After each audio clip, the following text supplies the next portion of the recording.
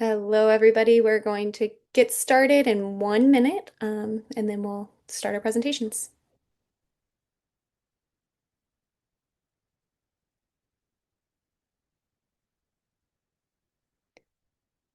All right, I'm seeing that it's 12 o'clock right on the dot, so I am going to go ahead and get started. Throughout the presentation, we will be admitting people in as they come in. We are recording this presentation, so if you have any questions, feel free to put those in the chat, and we will circle back to those. So thank you all for joining us. This is our March 4th Speaker Series event. The Speaker Series is an initiative that was first kind of brought to fruition through the Upper Maumee Watershed Partnership. It was brought in part by a group of concerned citizens wanting to know more about the work that was being done to improve water quality in the Upper Maumee and the Maumee watershed in their entireties. So since 2023, we've been bringing local experts and experts in the field of water quality in to talk about ways that we can make a difference. This presentation is also being presented by Land to Lake, which is an initiative by the City of Defiance to improve water quality. If you have any questions about ways that you can get involved or want to know more about either the Upper Maumee Watershed Partnership or Land to Lake, please feel free to visit landtolake.org. Oh, there we go. So, since you guys registered for today's meeting, you are a part of our mailing list. But if you are watching this recording in the future and you are not currently enrolled or signed up for our mailing list, again, just sign up at landtolake.org and we will get you either on our monthly or our quarterly mailing list, depending on which interest you have. So for today, we'll be talking about how the City of Defiance is protecting water quality and how you can too. Presenters are myself. I'm an environmental educator. And then we also have Jennifer English. She is the MS4 coordinator for the City of Defiance, who will be talking specifically about the work that the City of Defiance is doing. To start us off, I'll be talking kind of broad strokes about backyard conservation before Jen goes into more detail about the City of Defiance and their work that they're doing in the backyard of their own city. So again, backyard conservation for healthy rivers. My name is Jacqueline Buck, and I'll be presenting for about the next 10 minutes. So again, if you have questions, feel free to put those in the chat. So why are we interested in backyard conservation? Well, here's 6 images that kind of illustrate the different ways that I see our rivers and the ways that I want to use our rivers. And I don't think I'm alone in saying that we want our rivers to be drinkable, swimmable, and fishable spaces. So if we are striving to make sure that our rivers are places that we can recreate, that we can get our clean, fresh drinking water from, and that wildlife and us can enjoy the rivers, what are things that we need to be doing in order to make sure that those spaces are clean? So again, that's what we'll be really focusing on as we move through my presentation. Frequently, when we think about land and water, we think about them being 2 separate entities. Water is over in one space, land over in another place. So how do these relate to the idea of our rivers being swimmable, drinkable, and fishable? Well, hopefully this is somewhat of a leading question, especially for the audience that we have participating in this presentation today, because where does the water in our rivers come from? Well, obviously it comes from our land, right? And that's because we all live in a watershed. We all live, work, and play in a watershed. And a watershed, for the purpose of this presentation, and I think most people recognize this definition, is going to be defined by higher levels of elevation, where water is able to drain from that higher level of elevation down into a tributary, a river, stream, lake, or river, eventually an ocean. That water can come from either rainfall or snowmelt. So today we'll be talking specifically about the Upper Maumee, which you can see on this map. It starts here in the city of Fort Wayne when the St. Joe and the St. Mary's come together to create the headwaters. And this like dark blue dash gray colors the Upper Maumee. It's where you guys may be familiar with a little bit more, but the Maumee watershed in its entirety is seen here, and you can see that there's multiple different watersheds that all feed into the Maumee watershed. So when we talk about pollution, at least when I do, when I'm going out into different communities or different meetings, we often have this concept that pollution comes from somewhere else. It comes from a big factory off in the distance, which is exactly what this picture is. It's a big factory off in the distance. It is not a picture from the Upper Maumee watershed, but our point source pollutions, or these big factories that discharge water into our streams, rivers, and ditches, they have been regulated since the Clean Water Act. So these sources of pollution, potentially, are regulated and no longer necessarily the ones that we need to really spend our focus on. And since we're talking about backyard conservation, we really need to be talking about how we as individuals can make a difference. We understand that point source pollution can cause issues such as these big factories, but again, what about the rest of the land use? So land use here in the Maumee River watershed can be broken down in primarily an agricultural setting, which I don't think is too much of a shock to anyone who's driven around Northwest Ohio or Northeast Indiana. So we are a primarily agricultural space with a little bit of development mixed in there. So all of this land use, where we can't point to a single spot where pollution's coming from, we refer to that as non-point source pollution.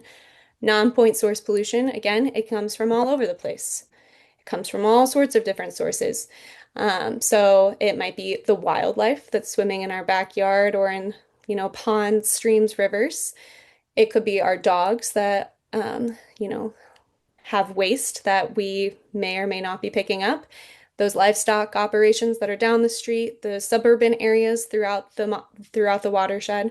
We also have a huge swath of agricultural land, again, and then we have development going in more and more every day. So all these things, they can cause pollution to come into our rivers, and we can all take time to address each and every one. So how does the pollution enter our rivers? This is a very elementary level concept for you guys. It probably is a little bit of a review, but again, it's rainwater that hits a hard surface or isn't absorbed into our land. It goes down a storm drain and then it's discharged through a pipe and into our rivers. Again, this is not how all water enters our rivers, but in a suburban space, this is primarily what we're talking about. So small changes, they really truly can make a big difference. And if we're all trying to take time to make a difference in our backyards, simple is oftentimes easier and more manageable. So how do we make simple solutions? Well, we start off small because we should never doubt that a small group of thoughtful citizens can change the world. It's the only thing that ever has. So where do we start? Well, one of the things that I like to start off with is those storm drains because that's, again, the mouth of that channel that water is entering into our streams and rivers with. So storm drains, keeping them clean and clear is, the ultimate goal. So making sure that grass clippings, snow, salt, trash, dog waste, all of that is staying away from our storm drains. I frequently tell this one story and I will try to stay on track on my time here, but I was doing a presentation similar to the one that I'm doing now when I first got out of graduate school, and I had a gentleman come up to me and tell me that he always picks up his dog waste. He makes sure that he does that. He knows it's something that causes our rivers to become polluted, and if he's far away from his home, he just really quickly drops it in one of those drains. That way he doesn't have to carry it, and he knows that it's getting taken care of. After that conversation, went ahead and told him, that was not how that worked. This was not a trash can, and he was completely blown away by that concept. So storm drains, again, they're not trash cans. They're the start of our rivers. We can also take time to salt smart. So if you take any time to Google Salt Smart, this is, simple steps that are going to come up because about 1 teaspoon of road salt or de-icers they can permanently pollute about 5 gallons of water. So in the Midwest, where we get a lot of snow and ice, it's important to make sure that we're taking time to properly apply de-icers and salt so that we are not causing future problems for those downstream of us. So again, making sure that we only apply de-icers on dry roads, making sure that we sweep up any excess because we don't want to cause pollution and we also don't want to waste money. Last but not least, a simple way that I kind of, try to keep in my mind is 1 coffee mug of salt or a de-icer. It treats about 10 sidewalk squares. So this image here that you're seeing where there was tons of, you know, salt on the road, this is maybe a little bit too much of a product on one space. Another thing that we can do is we can implement rain gardens. These are really beautiful things that we can put in our backyards and into our landscaping. So rain gardens, they're a gentle, depression in our backyard where water can be funneled to it and it gives water time to infiltrate down into the soil profile. We oftentimes like to encourage that we use native plants when populating these landscaping spaces. Speaking of native plants, they're another simple way that we can improve water quality in our backyards. Native plants, they have these long, deep root profiles, whereas non-native plants that look pretty similar oftentimes only have about what we see. Like the type of plant, however tall it is, that's about the length of roots underneath for our non-native plants. Not always, but a general rule of thumb. So this is a photo that is from Clear Choices Clean Water. They have great resources as well if you're ever interested in learning more about native plants. And Land to Lake website is also another place to always check out. Other things that we can consider implementing is permeable pavement or pervious pavement. It allows our water to go in, not just over. So that's a great thing to implement in our backyard if we're considering a concrete slab. Maybe this is an alternative. And then also implementing rain barrels. Oftentimes people have hesitations about putting rain barrels in their backyard because they, again, feel like it's too small of a step. But 1 inch of rain on about 1,000 square feet of impervious surface or a surface that doesn't allow water to go into it, such as a roof or a, asphalt driveway, 1 inch of rain water on 1,000 square foot, it's going to equal about 620 gallons of water. So though most rain barrels are only 50 gallons of water, that's 50 gallons that we got to save that wasn't rushed to our rivers. And then you can use it later when you need water. A thing that we talk to our agricultural spaces a lot about is covering ground, so using cover crops. These are just two common things that you can do in your backyard if you have raised beds or flower beds. You can use your leaf litter to cover that ground because rainwater will displace your topsoil, no matter if you're in an agricultural field or if it's just your backyard raised bed. And then if you're feeling super adventurous, you can also try a cover crop. There's all sorts of resources online that you can learn more about that. My two last things to just briefly touch on is always make sure you take time to test your soil before you go and apply fertilizer in the spring. No two yards are the same. They have different nutrient profiles, they have different needs. So making sure you test your soil in order to understand what you actually need before you go to the box office or big box store to grab your fertilizer. So at the beginning of this presentation, we talked about how water and land are oftentimes thought of as two separate entities, but hopefully throughout this presentation, you started to see that line was a little bit more blurred. We all have a role to play in improving water quality in our backyards, and all of us have different inspirations as to why we want to do that. For me, I want to have, clean drinking water that I can always have when I turn on my tap. I want a place that I can recreate and a place that my family, my kids and my nieces can go in and explore. And then also wildlife has a super important spot in my heart, and I want to make sure that I'm always doing what I can to protect it. I hope that this presentation's been helpful for you, but more than that, I hope that it's inspired you to want to learn more. And when you do so, please visit landtolake.org. With that, I'm going to turn it over to Jen, who's going to talk more specifically about what the City of Defiance is doing.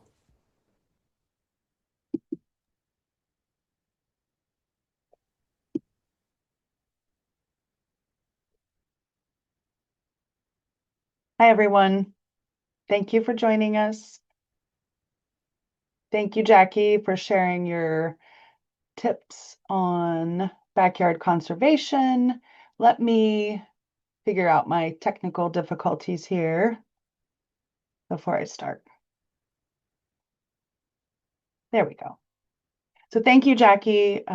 Thanks for emphasizing that land and water connection. Just a reminder that this is being recorded, so you can find this on our YouTube channel after, and we'll send out a link to everybody that's on the webinar today, and then we'll also send out a broader link to our email news group later. So let us know if you have any questions. We can take some questions at the end. We should get you out of here in about half an hour total. So we won't keep you for the full hour. Happy to stay on longer if there's questions or discussion. Um, but yeah, I just wanted to emphasize those of you that are on here today. Thank you so much for being part of the solution, right? Just by taking the time to join us and be here with us. We consider you a partner in protecting the watershed. So thank you for that. Here you can see the confluence, downtown Defiance. This is where the Auglaize River comes in from the south, meets the Maumee River. And here, with the sunset in the background, you can see this is the Maumee River and the upper portion of the Maumee River, where we have our water treatment plant, just upstream of the confluence. So most of our work is really focused on not just protecting the upper Maumee River, but protecting the watershed. And really, the reason that we've gotten more involved in this is because this is the only source of drinking water here in Defiance. And so with that, I'll move into kind of just an overview of the watershed. Jackie showed you another map, which I also have, but the Maumee River watershed shown here with this red highlight is this is the largest watershed of any river in the entire Great Lakes. So it's the largest drainage area, over 8,000 square miles, over 4 million acres, and most of it is agriculture. So there we go. Here's that beautiful picture of the confluence. Is that what you're seeing now, Jackie and others? Yes. Okay, great. So this is the Auglaize River coming in from the south. This is the Upper Maumee River, and we're heading out of Defiance. So this is looking upstream, looking to the west. Okay. Let me see where I was at here. Largest watershed in the entire Great Lakes is this highlighted in red, this Maumee River watershed. Um, Most of you are aware that in 2014 we had this Lake Erie water crisis, right? We had hard to believe that it's been 10 years or more since that happened, but this image of the green drinking water is what a lot of people remember from those headlines.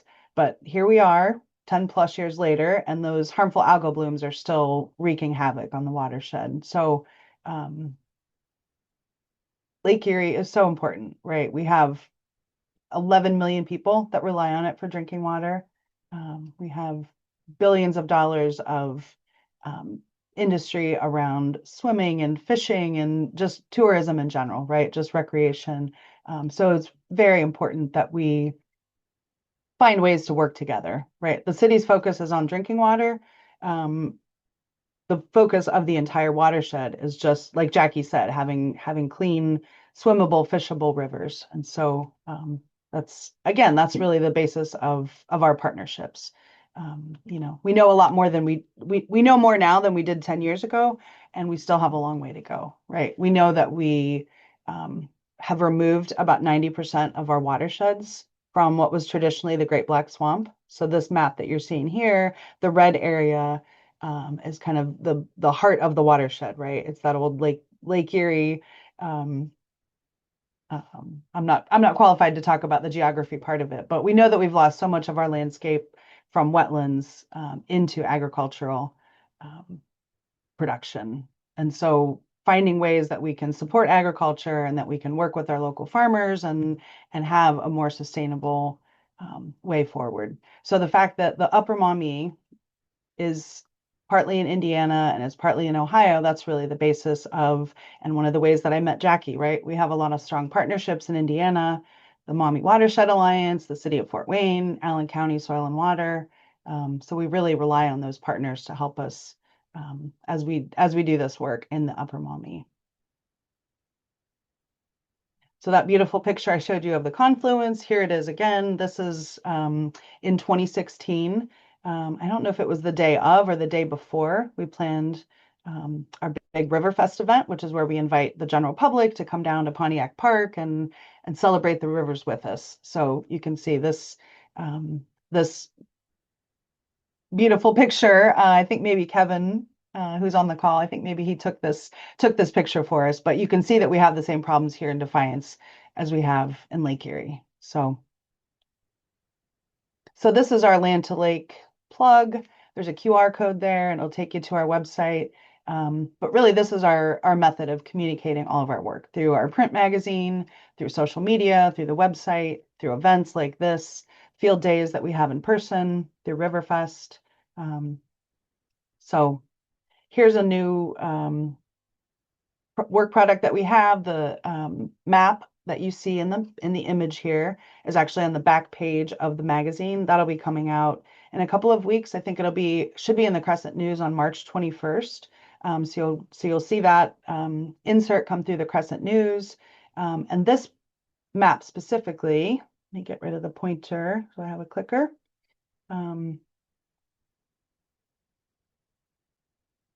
This map specifically highlights several projects that we're doing in Defiance, bioretention projects, urban forestry projects. It kind of shows you just generally where a lot of these projects are. I'll be talking about some of them, but not all of them. So this public project page on the website will get you more information about most of those. This is a fun one. We just started putting up signage in the areas within our parks and public spaces where we're promoting pollinator habitat. So that's another thing that works well with our water quality initiatives.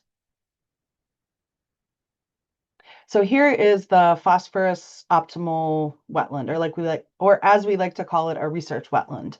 The city's main contribution to this project is that we provided the land that you can see in this picture here. This is about 17 acres. They're not using the very back portion of it, but and I'll show another slide here in a minute that gives a little bit more technical information. But this project was in row crop production. The city agreed to take it out so it could be used for this research project. And it's really the lead on the project is the Army Corps of Engineers. But you can see there's so many different partners. It's funded by Great Lakes Restoration Initiative, USGS.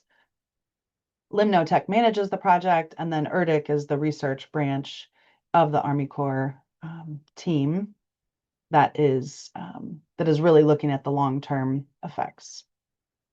I guess I wanted to make sure to mention that Defiance College, Defiance Soil and Water, and the city, we really use the site as a way to educate. This is believe this is our 6th grade conservation tour, but we use it for different projects, different groups to come out and do field trips. High school and college students can help do research on the site. So it's really a great opportunity. Just a little bit about what is being studied, right? This is the snapshot of the Limnotech dashboard where they're monitoring what happens in the wetland. So this is about a 400-acre drainage area. Water comes in from Caldwell Creek, water comes into the settling pond, and then it comes through this sort of treatment train. And along the way, it gets measured before and after, right? So we have teams that are measuring the water quality impacts at each of these different stations as it travels through and then eventually discharges back to Caldwell Creek. So this is really all just to optimize the wetland function. So as additional wetlands are funded and as additional projects are installed, we understand more about what makes the wetland successful and what factors affect water quality. Here we go with a phosphorus filter removal project on the city's wastewater treatment plant, water pollution control farm. There's about 40 acres of farmland there. 40 acres of farmland, and most of it had previous application of biosolids that was approved and regulated by the EPA. But years of those applications led to high levels of phosphorus. So with close proximity to the Maumee River, we really felt this was an ideal candidate for a project like this. We had soil tests done, and when we had those done, we realized the situation and decided that we would start to look for ways to install a project like this. Um, we actually went at this project twice. We looked at it first probably almost 5 years ago. And what we found, this little map in the corner here shows that there were tile breakdowns in the field. And we didn't have a lot of resources to try to fix those tile breakdowns in order to install the P filter. So we kind of set it aside, put it on the shelf. And then we had communications with Lake Erie Foundation, who had funding not only to install the P filter, fix the field tile, but they actually installed two P filters, one in field 6 here and one in field 7. They're both kind of in this western part of the field. They both drain into this tributary here, and then from there it goes into the Domersville Road ditch and into the Maumee River. So the Flint Run Engineering, and I believe with some support from Defiance College and our Research Alliance, I believe we'll be starting monitoring on this project in the spring. Just a quick note, and I'll get to this slide next. This field right across the river is where we have our H2 Ohio, also about 40-acre wetland project. So this was funded by the state, by the H2 Ohio program, entirely funded. We're hopeful that we'll have some monitoring efforts that will continue to be funded in the future. Right now, I think those have been suspended or kind of been put on pause. But we know that the wetland is still going to be doing good work. So this is just off of East River Drive, and then this is Burning Tree, leading into one of the city's subdivisions. It's 40 acres that was transformed from a cornfield into what will eventually be a forested floodplain. We really feel like that's what it was intended to be.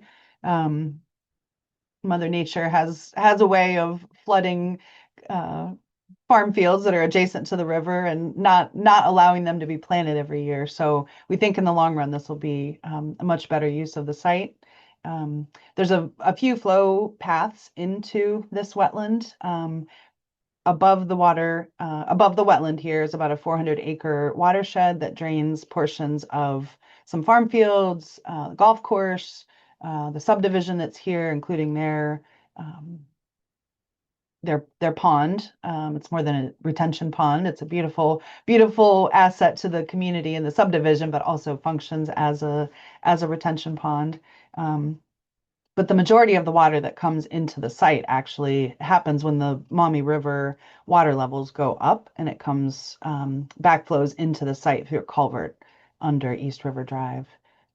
So our goal is really to slow the water down. These actually are from the design plan. These pathways that I'm showing were used to build berms. So in the middle of each of these little pools, you see an area, and those are berms. So when that water comes into the site and backs up, the idea is that we're slowing it down and allowing that water to infiltrate and be some of the sediments and nutrients to settle out before it reaches back into the Maumee River. Defiance Research Alliance, if you're not familiar with it, is a project in partnership with Defiance College that resulted in funding for a lot of different things, but specifically for our purposes here, two overwide conservation ditch projects. Both of those are in the county, they're upstream of Defiance. The Maumee River has one of, if not the most extensive network of field tiles in the country. So projects like this are allowing the water to just settle out, right? Same idea, slow it down, spread it out, soak it in, really giving time. It didn't change anything about the field tile. I'll show you a diagram here, but this just simply widened an already existing open channel. So the field tiles are not restricted or changed in any way. Those are still functioning the same as previously, with some added benefits for wildlife and habitat. We've already seen some interesting new bird species that are coming in to enjoy this habitat. So here's another picture of it. This is from our speaker series. It was a field visit, and we were able to, with H2 Ohio funding, we're actually able to, we have planned to install another adjacent ditch that will actually be just downstream of the Lockwood project. Um, yeah, and then this diagram shows kind of what the original design of both ditches, and then the two sites were different, right? So this is the picture that you're looking at here. This is the Bend Road site where we left one side alone, and then the other side is a gentle slope. The Lockwood Road ditch was actually just widened kind of evenly on both sides, keeping the same side slopes.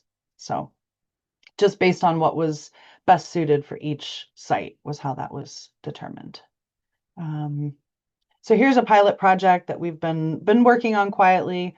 It was launched officially in 2025. We'll be implementing our first projects for this Alice Defiance project in 2026. Really working with the Council of the Great Lakes region and with Alice Canada over the last several years, honestly, to sort of build relationships and build some partnerships that we think will be long lasting and will be a way to really engage farmers in what is actually a farmer-led initiative. So if you're interested in learning more about this, please reach out to me. Right now, our primary projects are going to be these conservation drainage type projects, tall grass prairie, sort of buffer strips, and riparian buffers. Those are kind of the focus of our, excuse me, of our program right now. Um, the Alice model is really based on installing nature-based solutions on marginal farm ground. So we're taking a proven successful model, exists in many communities across Canada, and then we're going to be modeling it here in Defiance and as the first U.S. community. So we're taking our time and making sure that we take the right steps to get it right the first time. So stay tuned. We'll have more information about that as it progresses. But looking forward to installing some projects as part of Alice Defiance this spring. And then finally, here we are. You're part of the Upper Maumee Watershed Speaker Series. This was kind of a pitch for our 2025 program. We welcomed Lake Erie Commission, H2 Ohio program managers, Ducks Unlimited, Ohio State Extension, Defiant City Schools. Julie Hauk did a great presentation for us. That might have been in 24, but on one of the exciting programs that she's doing. And like Jackie mentioned, it really started as a way for our Upper Maumee group to kind of educate each other and make sure that we were informed about the work that we were all doing collectively. So we've kind of went from that educate, inform to inspire, right? So we're always looking for new speakers. We've got some exciting things planned. They're not published yet, but we've got some good things planned for 2026, which we'll be posting on our website and sending out that information soon. So if you have suggestions or want to watch any of our previous events, those are all available on our YouTube channel, which you can reach out and we'll get you the link, or you can probably find it pretty easily through a quick search. But that's all I have for today, and I would be happy to answer questions, or if there are questions for Jackie, please let us know.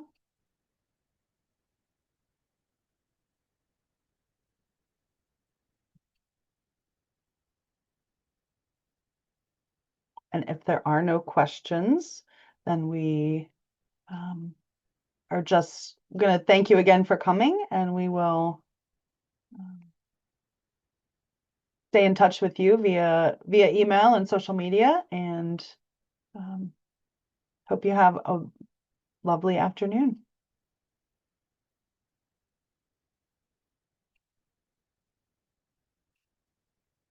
Thank you, Elizabeth.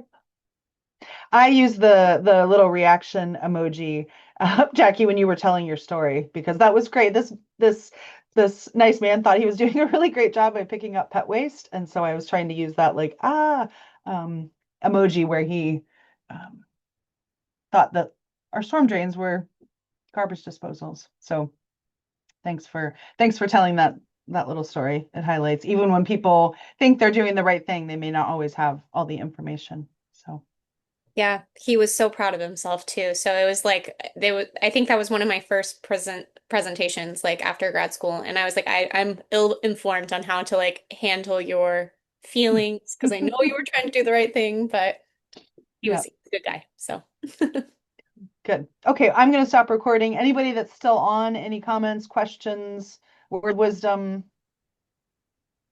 Okay, hearing none, I'm going to stop the recording.